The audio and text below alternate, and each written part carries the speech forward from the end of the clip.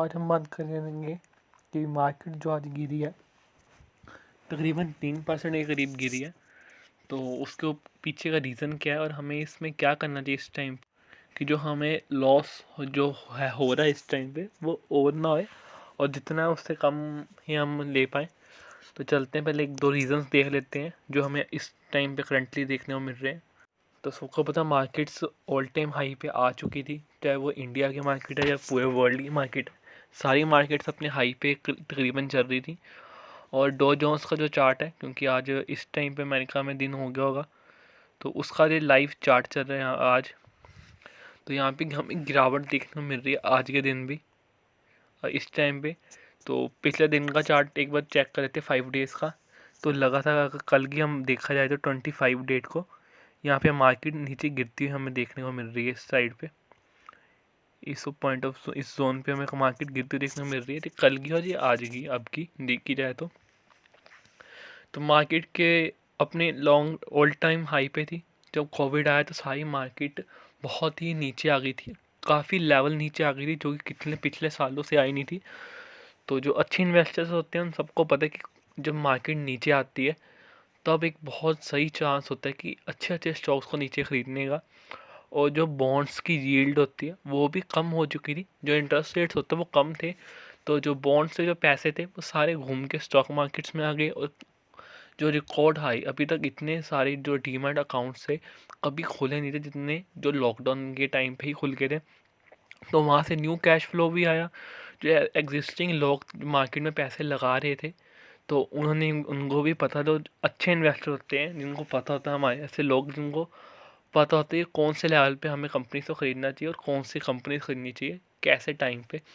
तो उन्होंने अपने कंपनीज को ओवर ख़रीदा और एवरेज डाउन किया। ठीक है, तो नए पैसा मार्केट में आया, बॉन्ड से जो पैसे थे वो घूम के यहाँ पर आए।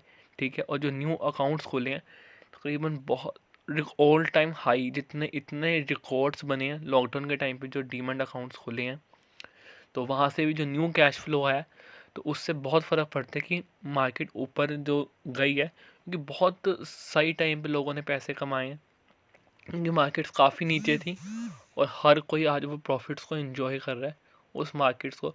तो मार्केट्स हाई पे चल रही है, जब सबको पता है जब मार्केट्स हाई पे चल जाती हैं तो वहाँ पे थोड़ा रिस्क आ जाता है उसको नीचे गिरने का। तो वही सेम चीज़ें चल रही थी, मार्केट अपने हाई पे थी, उसको क्रैश होने का कोई ना कोई मौका चाहिए होता है हमेशा। तो ये बॉन्ड्स का आया और साथ के हाई भी थी, और ऊपर से कोविड के जो केसेस हैं वो दोबारा से हमें बढ़ते हुए देखने को मिल रहे हैं। तो अपने हाई से तकरीबन आज 3% करीब मार्केट गिरी है। और कल के दिन भी देखा जाए तो तकरीबन 25 डेट से मार्केट गिरती हुई देखने को मिल रही है। तो सिर्फ 2 दिन के अंदर जो मार्केट ने तकरीबन 4% का जंप हमें डाउन ट्रेंड हमें दिखाते हुए देखने को मिला सेंसेक्स।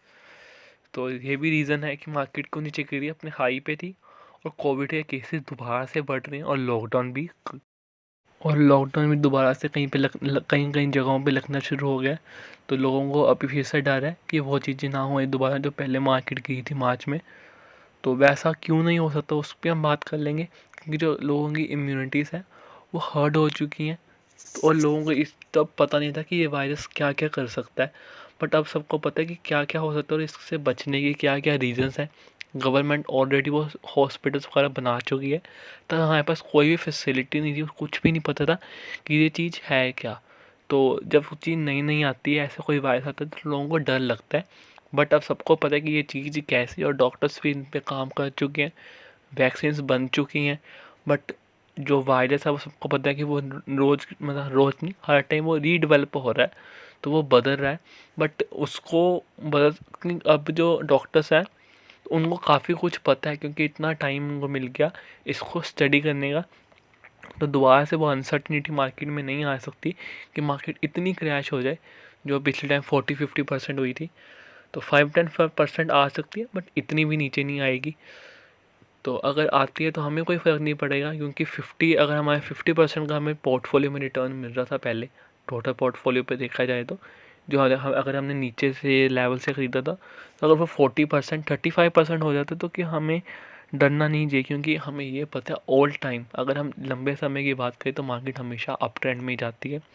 और उसका सबसे बड़ा रीज़न मतलब सबसे बड़ा एग्जांपल आपके पास आया कि कोविड के टाइम पे जो मार्केट थी वो कितनी नीचे आ गई थी, और वो सब कितनी देर में रिकवर हुई है।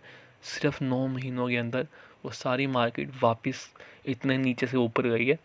तो डरने की कोई ज़रूरत नहीं है। अच्छे स्टॉक्स अगर सस्ते मिलते हैं तो आराम से हम एवरेज करना चाहिए। तो अब चलते हैं, थोड़े से और रीजंस चेक करते हैं मार्केट के बारे में।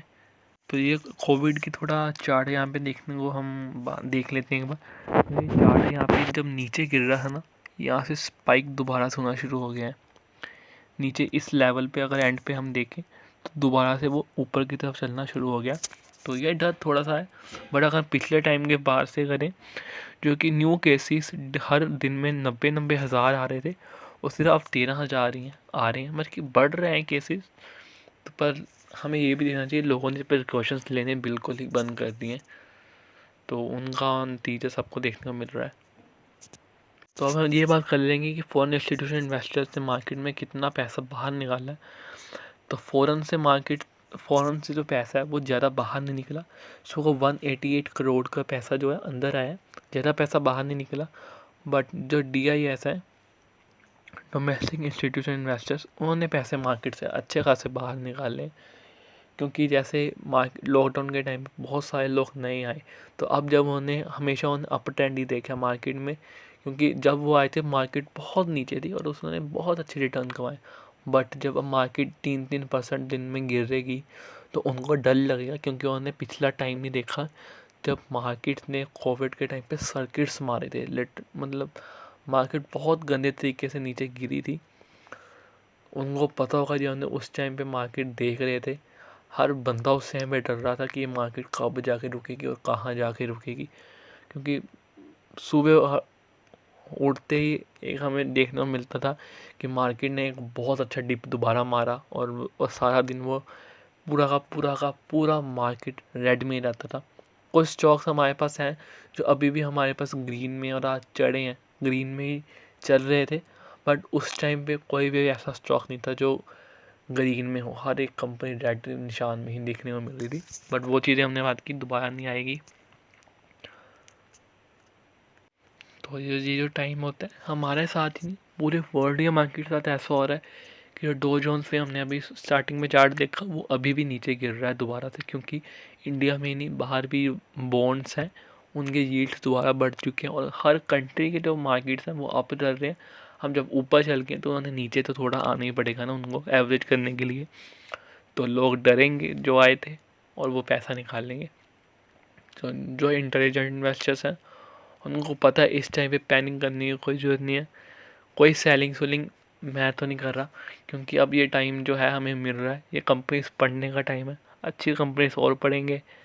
ये मार्केट नीचे गिर रही है, हमें साथ दे रही है हमारी मार्केट वो अच्छी कंपनीज को नीचे गिराने में, और हम उनको दोबारा खरीदेंगे, और वही फिर प्रॉफिट के चक्कर हमें मिलेंगे, और जो लोग डर रहे हैं वो डरते ही रह जाएंगे। सो ये सिर्फ मेरी राय है और ये मेरा सोचना है कि मैं मार्केट में कैसे एक्टिविटीज़ करता हूँ। कि ये मेरी इसमें कोई भी सजेशन नहीं है कि आपको यही करना चाहिए, होल्ड करना चाहिए या सेल करना चाहिए। सब कुछ आपके रिस्क के ऊपर डिपेंड करता है और आपके सोचने पर डिपेंड करता है। ये मेरी सोच है, हर बंदे की सोच अलग होती है। सो ये थोड़ी सी मेरी एनालिसिस थी कि मार्केट में हमें इस टाइम में बिल्कुल भी पैनिक नहीं करना चाहिए। मतलब मैं तो नहीं कर रहा, बस मेरा पॉइंट ऑफ व्यू था कि मैं इस टाइम पे मार्केट में क्या कर रहा हूँ और क्या सोच रहा हूँ मार्केट को। तो किसी भी तरह की राय को या कुछ भी करने से पहले, और कोई भी एक्टिविटी मार्केट में करने से पहले अपने फाइनेंशियल एडवाइज़र की एडवाइस जरूर लेनी है। और कुछ भी करना है, जो भी करना है अपने आप ही करना है। कोई भी आपके प्रॉफिट या लॉस के लिए एटलीस्ट मैं कोई लायबल नहीं हूँ, चाहे आपको प्रॉफिट हो चाहे लॉस हो। So thank you for watching this video. Bye bye.